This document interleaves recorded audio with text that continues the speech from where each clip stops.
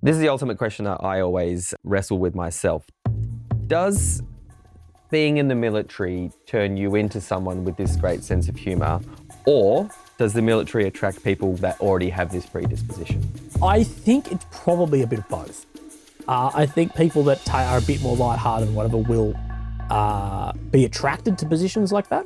But then also I think it does exacerbate further. It can be stressful, because stress and trauma are different things, but it can be, right? And you're all young, fucking around. It just spirals out of, but it's like year 12. Like I was a shit student in year 12.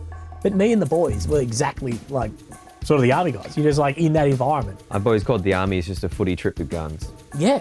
Fucking oath. Yeah. And shit have paid. And shit have paid, and conditions. Conditions and less women. Yeah. Yeah. Matt Williams, OAM, Order of Australia Medal.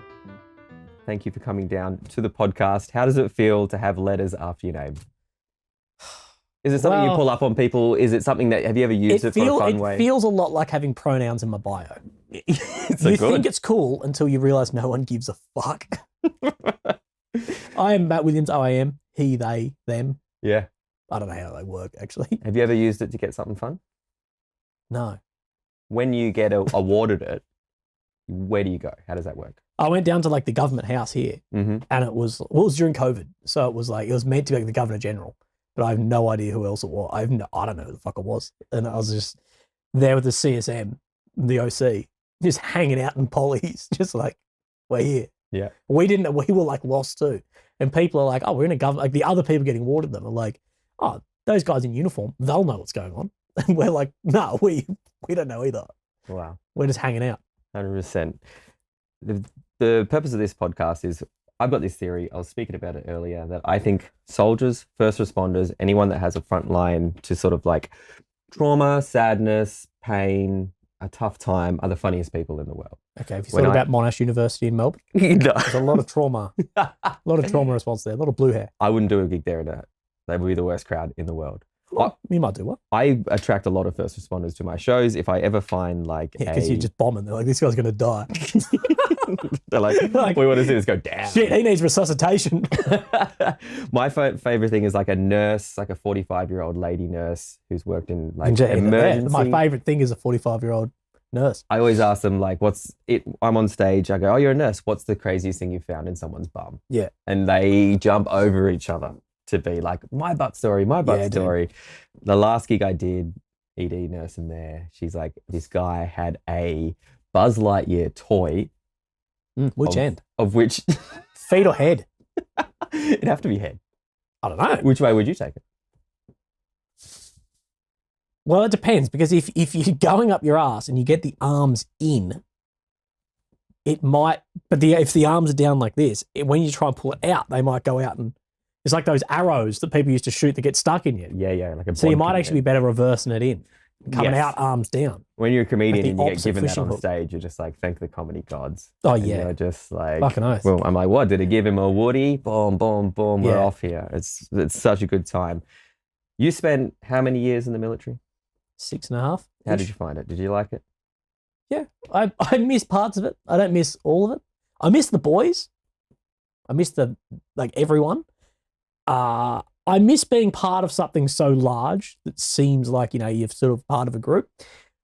But I don't miss like the potential right now to be like, you're going away onto a field exercise for 2 weeks and we're paying you $50 extra a day. Yeah. For like I've thought about this. I'm like, the amount of extra money, like any other workplace would have to give you to do like even just overtime, like stay another couple of hours. Imagine if another job was like, we're going to send you away for a month. You're going to sleep on the ground. You're going to do like incredibly exhausting work all day. You're going to not sleep. But you get $50. But you get $50. You'd be like $1,000 a day. Like I know people go away 100. for like a convention for a weekend and it's like, oh yeah, they got to pay me like this. You're like, what? And I need to sleep in a 5-star hotel. Yeah. And I need to be fed. And I need to get there to and from the airport. Yeah. These people are just like, get in the back of a truck. We'll drop you off. All part of the job. Have a good time. Right. This is the North Korean theory. I think it's Yeonmi Park who escaped North Korea. She talks about with some other people how hard North Koreans work when they escape because they have no concept that the longer hours you work or the harder you work, you can actually earn more money. If they're like in the US or South Korea or anything. And they don't really get that concept. It's like, so you mean if I just stay here serving chips, that I get paid more money? It's like, yeah. The army's a bit the same. You don't realize that you could actually, like, if you just do a bit more hours, you can earn more money or whatever. And the soldiers are like, nah, it sounds sus. Like, what do you mean?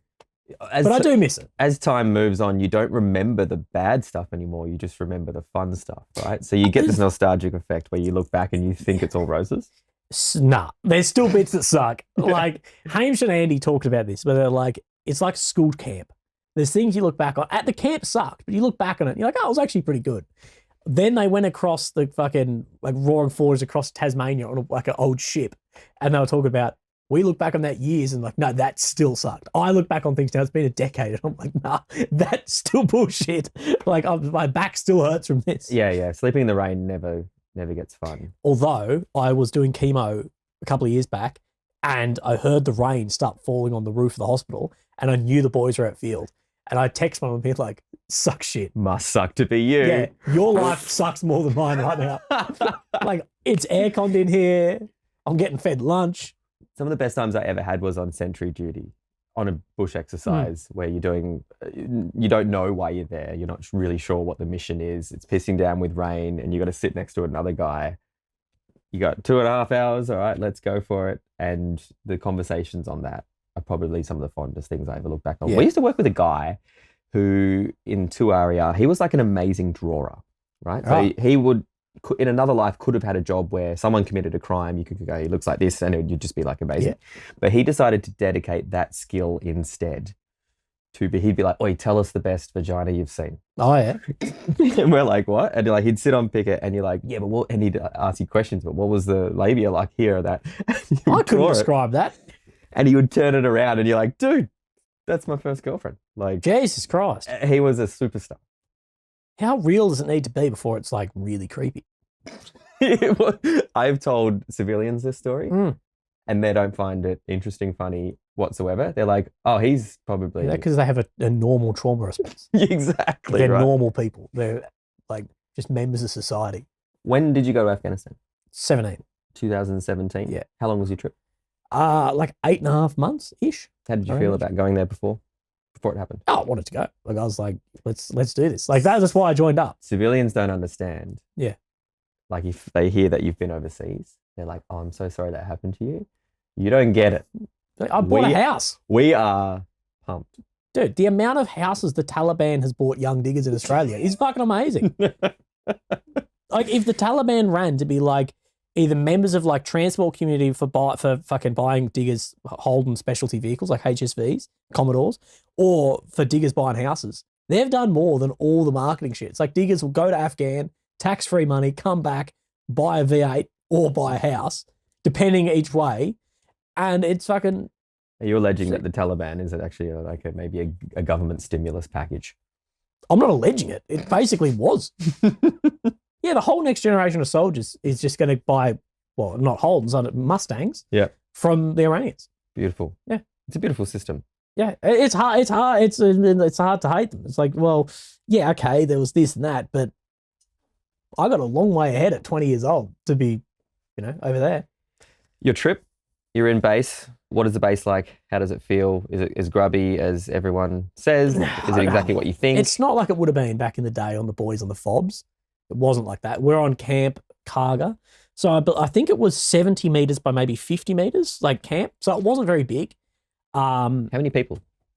Oh, shit. Maybe, I think we were there with the Dutch. So it must have been a couple of hundred all up. So very, very cramped. Yeah, but at the time, like, we were living in share houses and shit. We never even thought, like, I didn't even think of that then. It wasn't even something that came to me. Like, we had 4 dudes in a room and you didn't even think twice about it. You would have fucking been your element, mate. You just wish you had 2 more hands. But it was like, it never occurred to me that it was tight. It was fine. And we just had like a rotation of like guard towers. And then if I have 2 fake guard towers with the most fake mannequins you've ever seen in your life. Oh, really? Like, yeah, because we just met, because we were based inside of the base. So we were inside of like an Afghan National Army base, but right on the corner. Arguably one of the dangerous places you can be. Yeah. Oh, well, some of the guard towers faced back in. It's like, well, you don't fucking know what's going on. but then the other two ones were fake ones.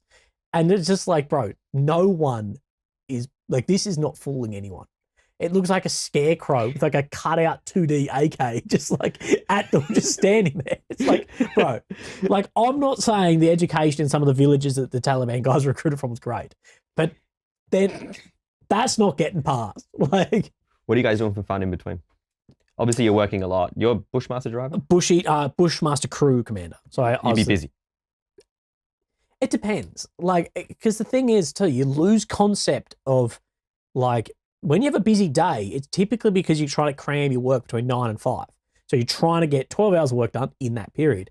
But I can't remember any period where I was, like, super, super busy. It's just drawn out through the day. So, you know, we'd go out at 8 a.m., we'll do a task, come back and sit around through the middle of the day, and then we'll do one at night. And you sort of just lose concept. It's just like your whole life is in that. Like, I didn't even own a house. I didn't own anything. Like, all my stuff I either threw away before I deployed or went into storage. So it's not like I had nothing at home. No car, no bills, no nothing. So I didn't spend a cent for 8.5 months. You're just living. I'm just living. But you just live in that moment. You're just so involved in that like, I can't remember being busy. I can't remember being bored. It was just that. But me and the boys would be just, you know, fucking around or what on are you doing in Tinder your spare or time? whatever. In Tinder in Kabul. Well, this is what occurred. There's a few evolutions here. Firstly, the base's internet sucked. So Tinder sucked ass. So we went and got local SIM cards. Yeah. On the Roshan network, which is like the Afghanis Telstra. I'm assuming this is against the rules because that would be unsecured. Oh yeah. Like you could use Roshan. We had like little Nokias that we could use, but that was like emergency comms only. Like if everything else gone down, ring someone on the Nokia. But it's not like you've got your personal information on it. It's not like you're putting your credit card info in and we're like, fuck this. I wouldn't put it past Diggers. We're on the Roshan. Yeah. Like we're getting SIM cards so we can be on Tinder. And originally we were like, Kabul Tinder. You know, Bagram Air Base is only X amount of kilometers away. So just setting your radius to try and find like, you know, chicks working at the base. That's the greatest use of judging distance. Oh yeah, for sure. Oh yeah. I could pinpoint that like 25K. It's just and then we figured out like, well, getting to the base that's a hard effort too. One of us is gonna have to fake an injury if something happens. So then we were like, fuck this, let's buy Tinder Pro so we can change our location. Oh. Yeah. So you can set your location somewhere else. Interesting. Yeah. And so we just put all our things at Adelaide and we're like, we're getting dates to the battalion ball. So we just so when you get home, you are teeing up all of these girls. Oh dude, we had like teared it up. So you have to obviously tell them that you're in Adelaide. No. Or are you like, so hey, by the way, I'm in we'll Afghanistan. Say your distance. So you will show up on theirs and they'll show up on yours and you match. But once they go into your profile, it will say like 13,500 kilometers away. And it's like, where are you? And you can be like the ultimate. And it's like, I'm in Afghan. And I remember this one. It's like bullshit. I'm like, add me on Snapchat. And just like sending like a photo out of like the guard tower. And it's like, what the fuck? They're like, that's not Afghanistan. That guy's a scarecrow and he's fake. Yeah, exactly. He's made the whole thing up. Is this working, by the way? Are people is this happening? You know, my girlfriend who you met? Yeah. We met, our first like interaction was on Tinder. So we had like a element of like, it was sort of off and on for months in the beginning. But yeah, ultimately I met her on Tinder in Afghan. We've been together, well, at least 5 years now. So wild. Shit works. So in between. I have another element to add to this. When I first met Lily, so I came back a couple of months back here and then it's like, I'm going back through old contacts. Like, oh yeah. Me and the boys living in a share house and we owned nothing. It's like, yeah, let's meet up. She's like, oh, can you pick me up? I'm like, yeah. And I put it in and where she lived was like under 2Ks away from where I lived. So I was like, fuck, I've never met this girl before. So I sat in the car for 20 minutes being like at my place, being like, I don't want her knowing I live close in case she's crazy. I only told her this like 2 years ago. Like, this is good forethought. Yeah, it was. You would have made a great officer. I was still in Afghanistan, mine. I'm like, yeah, gonna go a different route to a house and back. Watching out for IEDs. Yeah, throwing piss bottles out the window. No. So yeah, there's plenty of like the boys are just on Tinder or we were taking photos of someone setting up a grinder. Things have really changed from World War II, where they're like, I wrote her a letter back to my sweetheart, one a week until I returned back from the war. Nah, see, that you guys are like, I got Tinder Pro so I could change my location. That would have happened. That's the stories they tell you about at the memorial. I fucking guarantee those boys rotated off the front lines and were in some like French or Italian village or wherever and being like, right. Have you ever heard of the Battle of Wizia? No. So just before the soldiers head off to Gallipoli, these guys are in Cairo. Right. And there is Australians, New Zealanders, French and British people there. Yeah. And essentially all the officers are like, we got to get these guys on the front line because they are tearing, this place is about to explode. Fuck right? yeah. They're drinking, they are in the brothels, right? So the British officers have this great idea. They're like, well, what we'll do to keep them under control is we'll just ban them going to the brothels and the red light district. That'll help. Which essentially just creates a riot of pent-up young men who are on the adventure of their lifetime. They haven't seen any of the war yet. They're just training, and they just tear the place apart. I believe 2 people got killed by MPs trying to quash it.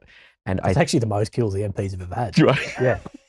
that was their action for the war. Yeah.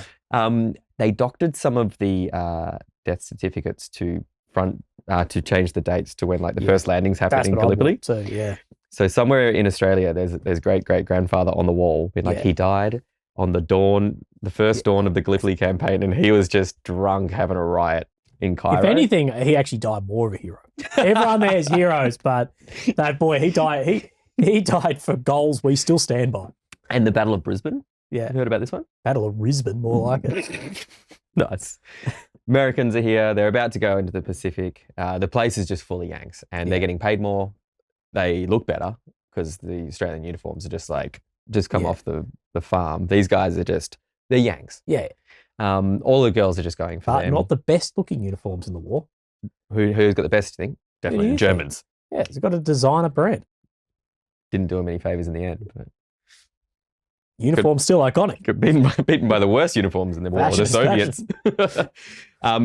Brisbane just erupts one night into just chaos. So the Australians are just like, fuck this. They're taking all of our girls and they're getting paid more than us. Let's just get on the piss and just bash everyone. That happens. Someone gets killed as well. And then they're just the top end of the brass, like, we got to get these guys into war. It's too dangerous here for them. Yeah. Which I think is amazing. Fucking oath. The boys. How many times overseas did somebody come back from the 2 weeks off in the Rockall with just the world's best story because they're like, I got robbed by a prostitute. I don't want to sound like blowing smoke up my ass, but me and my mate, I won't say his name because he's married with kids now. We had the loosest one. Okay. Because we went first. So because we got there in winter, at the tail end of winter, because him and I were both crew commanders of the vehicles, it's like, we don't want you guys going like later on when there could be more fighting. We want you to go now. So we went on the first one, which we were like, fuck's sake. Like we were only 3 months in. We would come back with like 4 to You're also 6 the months canaries of the trip down the mine. You're like, I'll figure it all out for you lads. But we're also going over Anzac Day. And we were doing some like guardian angel work, like looking after like high ranking officers. And he, with just no filter, was just like, sir, you get us some tickets to somewhere in France for Anzac Day? And he's like, yeah, I'll get you into villas if you're going to be there. So him and I did what every digger does. We did a Kentucky tour through the Greek islands, which was unbelievable. And then we ended up in France, just all fucked up on Anzac Day. Also, not many civilians know this, but at this point in your life, you're probably the richest you've ever been. Yeah. Because you've been away for months, you haven't been able to spend much money outside of And we're not going to see another female for 6 more months. Right? So you are just like, here we go. This is going to be fantastic. And we had like I'm still friends with like everyone that we met there. I'm still like good friends with. I caught up with one of the girls on the tour the other day when I was at the hospital. She's like, I'll come and visit you. I'm a nurse here. And I'm like, oh, sweet. Like, we're still like all friends. It was fucking awesome, man. We had a great time. Those stories coming back into country, and they're hilarious. Dude, the CSM added me on Snapchat to live vicariously through me. He came back in and was like, I won't say his name either, but he came on like, he added, and he's like, yeah, man, me and the OC were watching your shit. Just like, this is the loosest trip ever. Yeah. Yeah. That's an injection of morale. And every 2 weeks you get guys coming back with more fucking stories. You think that's bad. You think that's funny. Yeah. You think and that's funny. I was the combat first aider at our base, and there was dudes coming back with like, can you look at my balls? I've got like and I'm like, the extent of my medical training is like putting a tourniquet on. Yeah. I don't know what I'm looking at if I'm looking at an inflamed dick, but like, we'll all look at it. Like I remember one of the boys came back and his balls, I'm telling you, there was not a wrinkle in his sack. It was just tight. Like it was just taut. And I'm like, I don't know, dude. Fucking get all the boys in here. There's like 30 dudes in a room just like, oh, fuck, look at that thing. Civilians don't understand the amount of penises that have been witnessed and watched when you're in the Dude, in he the got military. flown out in a helicopter as like a prior one, like medevac. Medevac. Yeah. Because there was like, I didn't call it in, but as far as I can remember the story went, it went down to the SIGs and like, look, we've got an injury, someone's like testicles, whatever. And they're like, we need a 9-liner to get like, you know, we need a 9-liner. And they like, yeah, put prior 3. But then prior 1 is like risk of life or limb within an hour. Yeah. I guess you could claim it was a limb.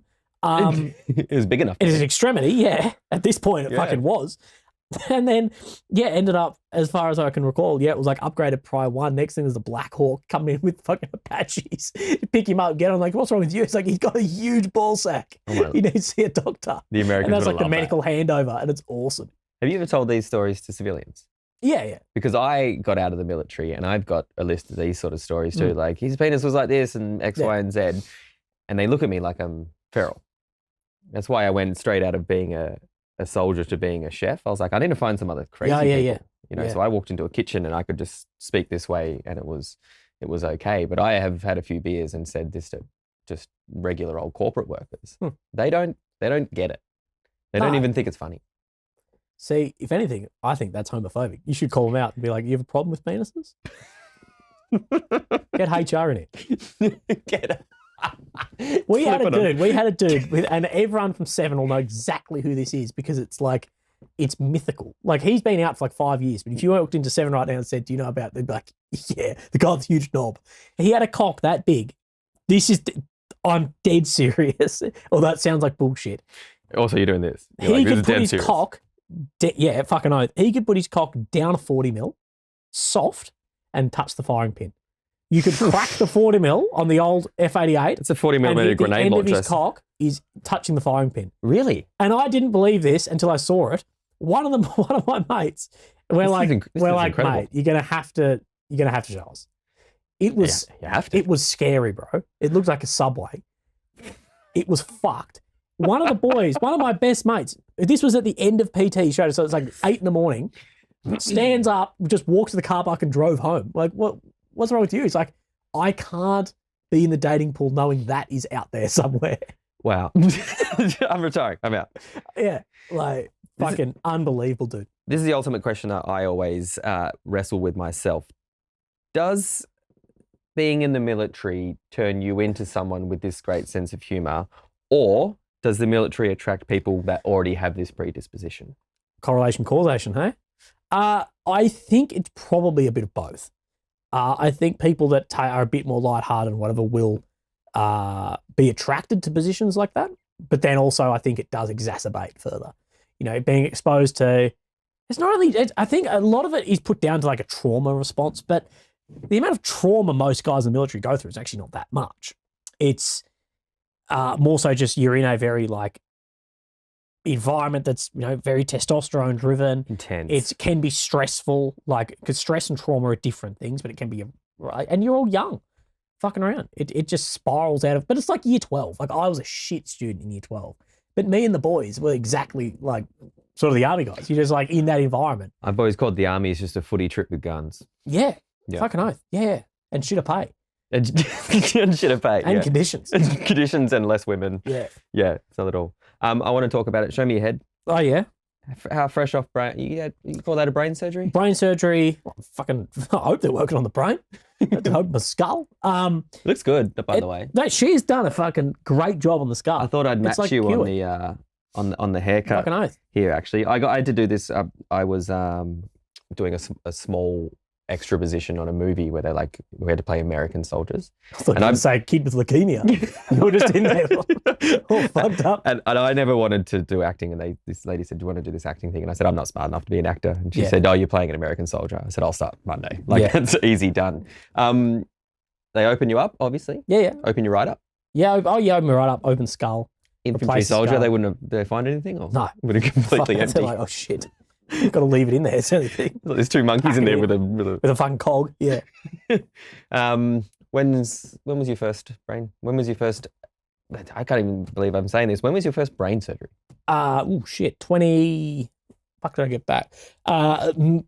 Mid to early 2018 was the first time I had a biopsy on the tumor.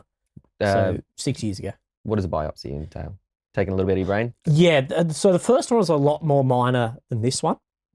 But they just want to know because, like, at the end of the day, an MRI is an image. Like, it's a 3D image, but it's still an image of something. So to tell like density, shape, or whatever, they can get a good idea, but it's not chemical. They're not taking out a bit and testing it in a pathology lab, going, "This is exactly what it is."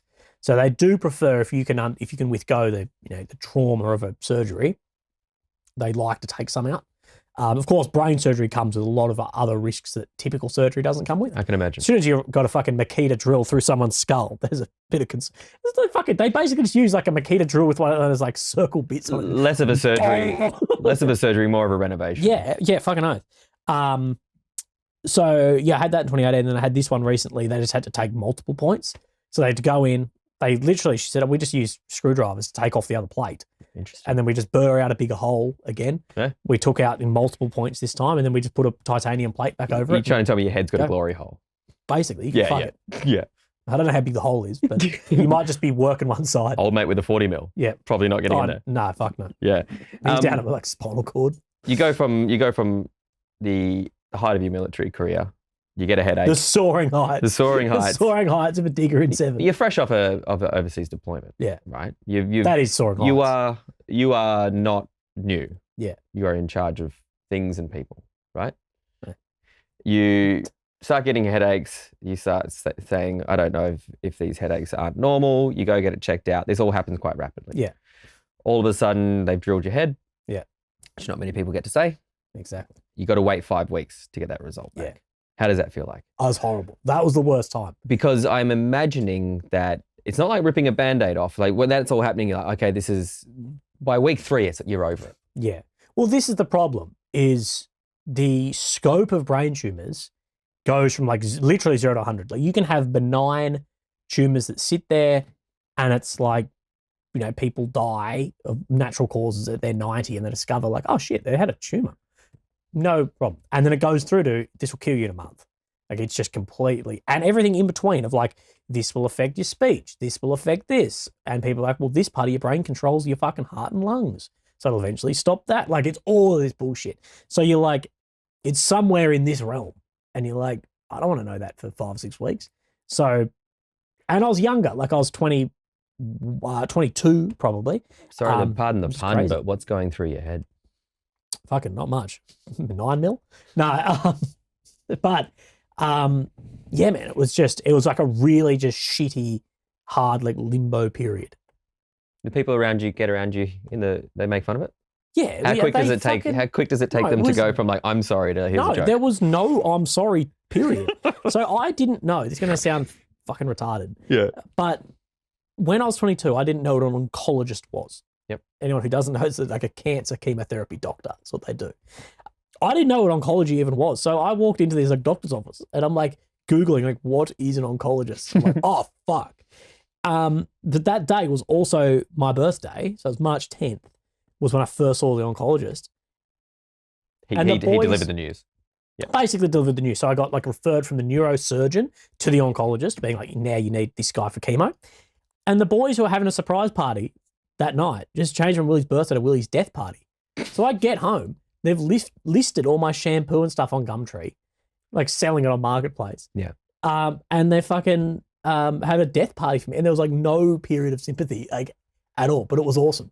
You enjoyed Like, that? Yeah, it was the best way to like, that was like a ripped Band-Aid off. So that was, at least for me, the way to do it. Because it was like this idea, and of course this is, they consciously didn't think this, but it was like, no matter what's happening, you're still one of the boys. Like, whether We don't it's care if one you've got way a or brain another. tumor. We don't You're still care. one of us. Yeah, you're still one of us. Yeah. But we're not going to fucking pulling punches for you. So there was that. Do you think, how did that affect your mental state? It made it immediately better? That did. Yeah. Because it was like, yeah, the guys are. Because I'm assuming when you get delivered news like that, you start questioning what your life's been about, what you've been doing, what you've done up until that day. Yeah. What should I do with the remainder? Yeah. And that can just cycle round and round and round. Well, and round. that's a very traumatic thing. So I was, for a period of time, diagnosed and then clear of with post-traumatic stress disorder. And it wasn't from Afghan, it was from none of that, which people had presumed. From none of that. It was from that diagnosis. Because it was like, and I remember speaking to a psychiatrist about this. I'm like, I feel like this is what's going on. I've got these symptoms. He's like, oh, you're just having, like, he was like, oh, it's PTSD. Straight. And I'm like, well, it's not, I haven't been through a traumatic event. And he's like, you have been. He's like, if you got shot at or you get blown up or this, the event happens, the event ends, you come home, and you've had training specifically. You get blown up, do this. You get shot at, do this. You've gone through that scenario being a possibility in your life, that you've already broken down that scenario. So it's not as much of a shock. He said you'd not even in your wildest dream thought you'd walk into a sterile doctor's office and be delivered that news. He said that is very traumatic because it changes, the whole fabric of your existence changes from what do I do next? What was I fucking around before? To like everything changes. And I think once I sort of understood the reason I'm feeling like this is because of that, I could really move on. But you question everything. One of the first things was what does it feel like when it's dark? What's the darkest day look like? I'm trying to think now because my memory from the chemo around that period is just fucking shot. It just wiped me, which is a pity because like most of my trip I can't remember either because it's like a blank like 18 months. But it was just a loss of sort of identity. It's just like, shit, I wanted to be a career soldier. I wanted to do this. And now like everything's changed. And you take for granted, at least in like a rich Western country like Australia, you take for granted almost like a white picket fence life. Like I'll have a house and a kids and a dog and whatever. And it's like, oh shit, that's not going to happen. It's a fucking hard thing. But it's almost, it's like the extreme of when you leave year 12 and you're between like year 12 and university or whatever you do after school. And you're like, a whole, like who I was has sort of been uprooted a bit. And you're just in a transitional phase of your life, which people should recognize and go, it's actually an exciting time. Like when I say cancer is exciting, but it is just another chapter in sort of your book. Hopefully it's not your last chapter. Yeah. So people coming in around you and sort of, Willie's death party's got a good ring to it. That's great. And then I've heard you speak about this before. All of a sudden you get a nickname, the wish corporal. Oh yeah, the Make-A-Wish. Make-A-Wish corporal. Yeah. This sort of stuff is it just bringing you out of it? Obviously you're stuck in this thing. No one can be in there. It's back and forth. It bounces. Yeah. Thought process. Those laughs. It feels good, right? Yeah. Oh man, it's one of those things. It's just no one's special. There's no above or below. It's just whatever. What was the news that he gave you at the time? Because obviously he said this is what's going on, and then you're later being cleared, and then you have like quite a journey with sort of the cancer. Did he give you a timeline? One guy did, a doctor who's I don't know what you call it, but he's a radiotherapist doctor. He did, and I've had the oncologist and the neuro say he shouldn't have done that. What was it? 5 years in 2018. That's an odd time frame. Well, it's fuck. I'm beyond that now. I should walk in his office and be like, "What's up, cunt?" Like, but it's not still 3. here. It's not 3 months where you can blow all your money. I know that's the problem. If it was 3 months, I'd be like, "Right, I'm going to Mykonos." We're doing that Kentucky again. Yeah, fuck, come on, boys. And this is the thing: is the doctors. So there's incredible rarity. Like brain cancer is not one thing. There's multiple differences in that, and then there's different mutations of tumor that are specific to you too. So there's basically, of course, there's a finite different tumors, but there's an infinite amount of different because it's your own, cells that make that up. So the rates, everything can be different. So they're like, we can't really give you a timeline. And like, the problem is averages work pretty well on like when you've got large data sets. So like breast cancer, testicular cancer, if you're stage 3 A, B, or C, or whatever, they'll give you a pretty good idea of things because they're working with large data sets. But mine, it's your like, niche. bro, typically people are very young with this, like they're children or they're old. So we have to take that out of the data because that'll skew the numbers. And then we're working with very little numbers. Some people get it very late, they just find it late, some find it early. We don't know what we've found yours at. So they're not prepared. Like I had a doctor say a couple of years, I had a doctor say a decade. I've had doctors say this could kill you in a month or it could kill you. You may not die of this instead. Like it's such a spectrum. And how does that feel now? Are you on guard? No, I forget about it, to be honest. I've completely, like I have an oncologist appointment this afternoon at 3:00. And I'm not stressed about it. I was like, oh, fuck. Like the biggest thing of today was hanging out with you. And then it's like, and I'll speak to oncologist. So it's just so full like acceptance of like, that is part of just my life. Did it take a while? Everything was taken away from you. You thought you were going to be a career soldier. This is how your life was going to look like in your head to a degree. Am I meant to say I'm the only person to get cancer and their life gets way better? They're like, Willie got cancer and his life increased fucking heaps. Now he's semi-famous. They're still hanging out as like corporals. Like, this fucking sucks. Like, I wish I was you. I'm going to hang around the radio equipment a bit more. You're just speaking to the Prime Minister, you dog. Invite him to the boozer. Like, how good's that? Which he still hasn't followed me up on. Lucky motherfucker. What gets you out of that into this? Because what I know about you and what I like about you is you are looking to the future always. You're like, what's next? What can we do? But there's a period of time where you're like, everything's fucked and it's breaking down around me. Yeah. What snaps you out of it? Time.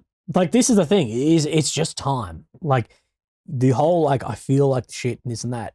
Yeah.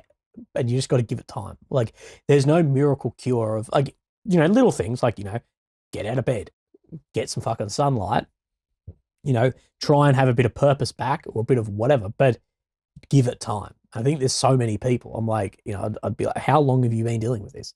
6 months. Well, it might need 2 years. Like it might, but it will get better. Like things get better.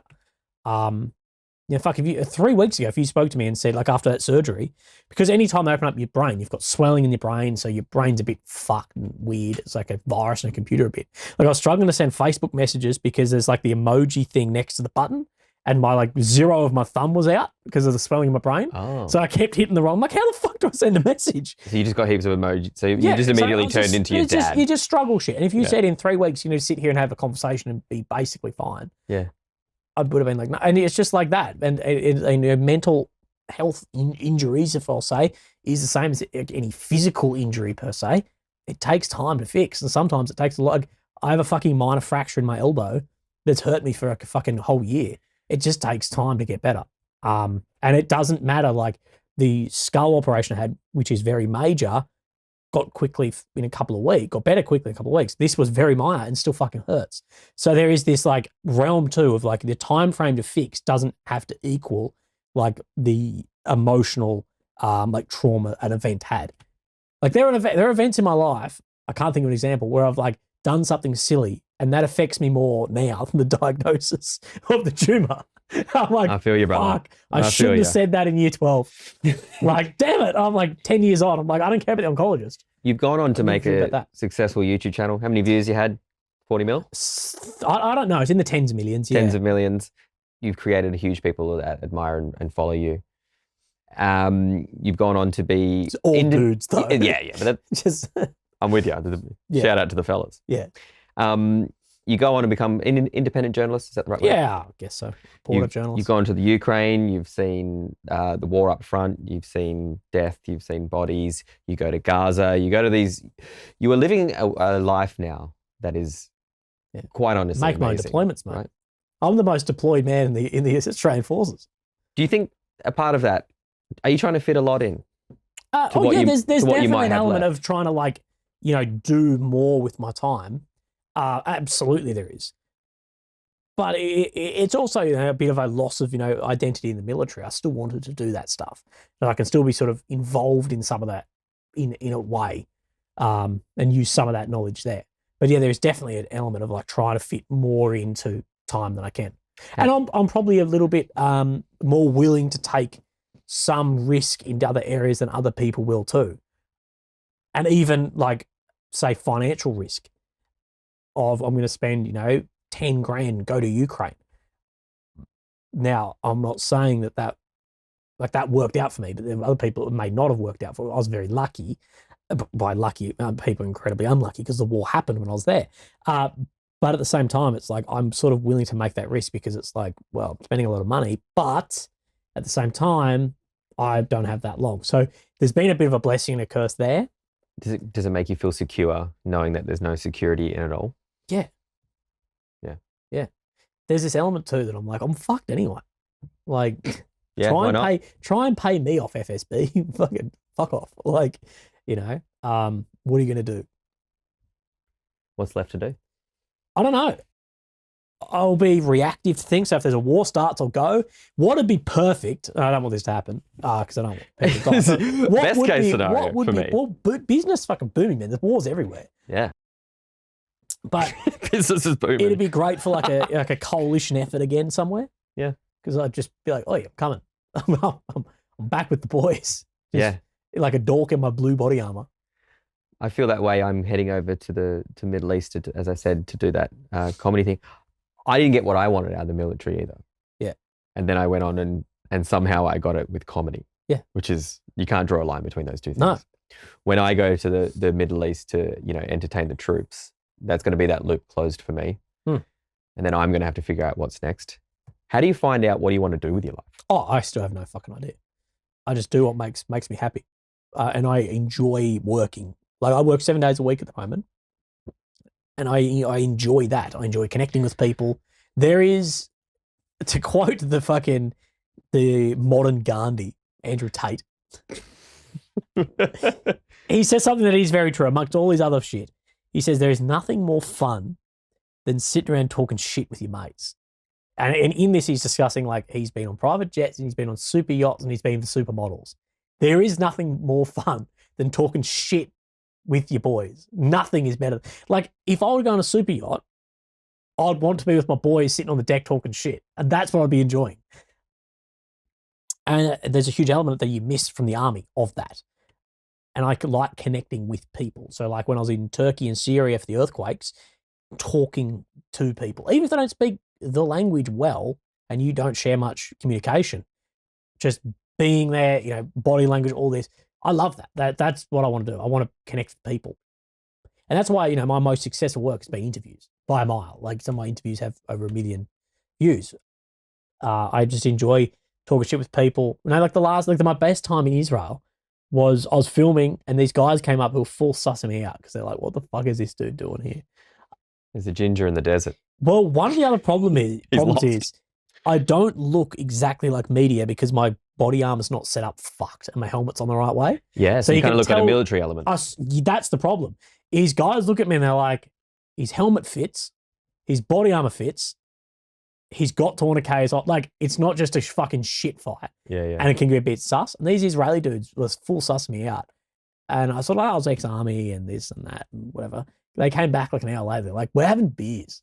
Do you want to stop working and come drink beers? We're going to go to this club. And I'm like, yeah. I'm like full ditched filming. I was like, we're going to Ashkelon and drinking beers. How are you digested? I'm wearing a yarmulke. I'm just saying. I'm converted. Foreskin off. We are in. Yeah. How are you digested? How does the normal population digest you? They find me, sometimes I'm abrasive. In the comedy world, although a lot of people have followed along and love it, just the nonchalantness of saying some of the craziest things you've ever seen and witnessed rubs people the wrong way. I know you got to speak in front of corporates. How do they digest you? I don't know how people digest. I think there's a big difference between some of my social medias. So like my Instagram is very, geared towards my health and life and whatever. And my YouTube is very towards like military analysis or reporting. So it's very different audiences there. Like there's things I could put on YouTube that my audience would be like, oh, this is great. There's things I put that same thing on Instagram. People are like, what the fuck is that? We're not here for this. Yeah. So I do try and keep those separate, which I guess for social media growth, which is just a fucking cringe term, it's probably not the best thing, but I'm like, I like having this. Yeah. But I think some might find me very disagreeable. Like I would say I'm a highly disagreeable person. Like I will argue a point.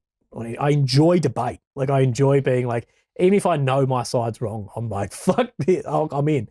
You've created these two different followings. I'd say in your Instagram with the health stuff. I guess my question is, how does it feel to be an inspiration? Do you care? No. I do. I disagree with the point of being an inspiration. Well, I think a lot of people would disagree with that. Yeah, true. And you don't have the right to say that. Yeah, I get. That's not your realm. It's something. Like if people improve their life by something I've said or done or whatever, that's amazing. Like that's fantastic. But I also, the last thing I want to be like seen as is like a guru. Like Willie did this and everything's great. Like no. So I'm not trying to change the way anyone acts or sees the world. I'm just putting it how I do. And if that rings true to people, fantastic. What's your one piece of advice?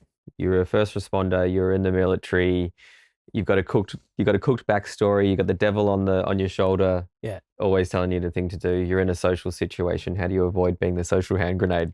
What do you determine as the breakdown of being the social hand grenade? It's when your missus has been like, we're going to this party. Yeah.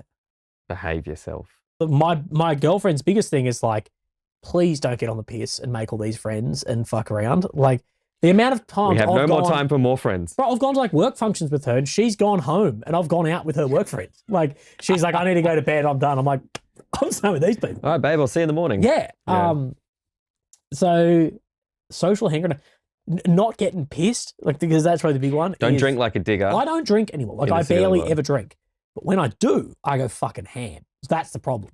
Is I don't drink a beer a day, or I don't even have a beer a week. But it's like, once a quarter, I'll get written off, and my girlfriend will be like, "Oh my fucking god, here it is. It's come out." Start doing the Trump dance and shit. Matt Williams, OAM. Thank you very much for having this conversation with me. Thank you. I had a good time. It's been a pleasure. Easy. Can you tell me that? Perfect. I want to hear the pegging story. That bomb. Like if you think you've bombed as a comedian, I've bombed way harder. So I got asked to do this paid speaking gig in Canberra. So that's a bad start already. Terrible, yeah. Because it's politicians, it's military, like senior military, whatever. We're at clubbing. And the thing is, at wintertime there, like where I was, there's only like 2 hours of daylight. So it was like 9 a.m. We're just out clubbing. It's pitch black still. Ended up going back with this girl. And I'm there like, this is awesome. She speaks not a lick of English, not a fucking word. But she puts on the fucking stereo, Hail to the King by Avenged Sevenfold. Wicked. Great. So I'm like, this is sick. Next thing, I'm tied up. I'm like... To a bed? Yeah. But I'm like hog-tied, like doggy style. Oh, butt in the air. And she comes out, it's vulnerable position. She comes out of the fucking like kitchen in this small like Finnish apartment with a thing of coconut oil wearing a strap on. Now, this was New Year's Day, 2018. And then in February, I was diagnosed with incurable brain tumor. It was the second time I got fucked that year. Now, that's the way I told the story at this. You did this at a corporate function? Yeah, corporate function in Canberra. With it? Yeah, that was the beginning. Let's just say that was the second time I'd been fucked that year. Nothing. No. There's some laughs from up the back. No one else fucking laughed. And dogs. And then later on, up the back, these guys came to see me like, oh, Willie, that was fucking awesome. And I was like, where are you guys? Like, oh no, we're here for some 2 Commando thing. We're just at this event. And so they're just young, like diggers laughing. And I'm like, yeah, that's my audience. The pegging bit is quite courageous to open, because if that doesn't work, yeah, but it wasn't like they've attended a comedy show either. It's like, oh yeah, we're having a dinner and there's an inspirational speaker coming. And you're like, he's Finland. A veteran. He's been diagnosed with this, and it's like I got pegged in. And then these people just like, holy, like what?